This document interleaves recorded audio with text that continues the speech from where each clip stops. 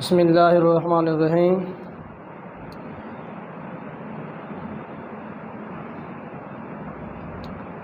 بیت الخلاء میں جانے کے اور استنجا کے مسائل کے بارے میں حضرت عبداللہ بن مسعود رضی اللہ تعالیٰ عنہ سے ترمذی اور نسائی نے روایت کی کہ حضور اقدس صلی اللہ تعالیٰ علیہ وسلم نے ارشاد فرمایا، گوبر اور ہڈیوں سے استنجا نہ کرو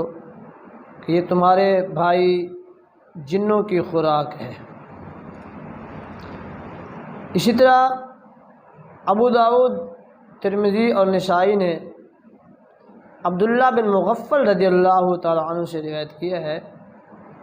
آپ صلی اللہ علیہ وسلم نے ارشاد فرمایا، کوئی غسل خانہ میں پیشاب نہ کرے پھر اس میں نہائے یا وضو کرے کہ اکثر وسوسے اس سے ہوتے ہیں۔ یعنی غسل خانہ میں جا کے پیشاب کرنا وسوسوں کا باعث ہے،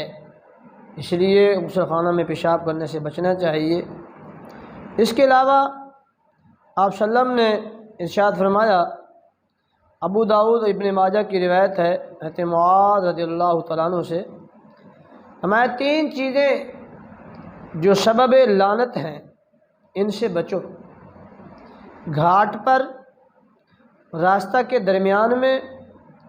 اور درخت کے سایہ میں پیشاب کرنا، یعنی ان چیزوں سے بچنا چاہیے۔ اسی طریقے سے ایک بہت ہی اہم بات جو آج کل عوام جس بات کا خیال نہیں رکھتے اور تقریباً 60 سے 70% عوام اس میں مبتلا ہوتے ہیں کہ باتھ میں جا کر باتیں کرنا، دوسروں سے باتیں کرنا، اپنی طرح باتیں کرتے رہنا، اور اسی طرح خاص طور پر موبائل سیٹ آن کر کے اس پہ باتیں کرنا، اس سے بچنا چاہیے۔ اسی بارے میں امام احمد اور ابو داؤد اور ابن ماجہ نے حضرت ابو سعید خدری رضی اللہ عنہ سے روایت کی ہے، ماتے آپ صلی اللہ علیہ وسلم نے ارشاد فرمایا، دو شخص پاخانہ کو جائیں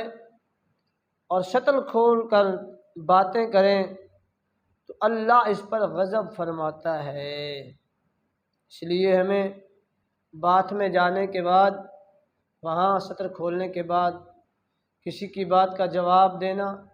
یا کسی سے بات کرنا، اس سے گریز کرنا چاہیے۔ ہاں، اگر لازمی چیز ہو کہ باہر سے کوئی بلا رہا ہو تو اسے اشارہ کے ساتھ یا کھانسنے کے ساتھ اس بات پر متوجہ کر دینا چاہیے۔ کوشش کریں جہاں تک ہو سکے بات کرنے سے گریز کریں۔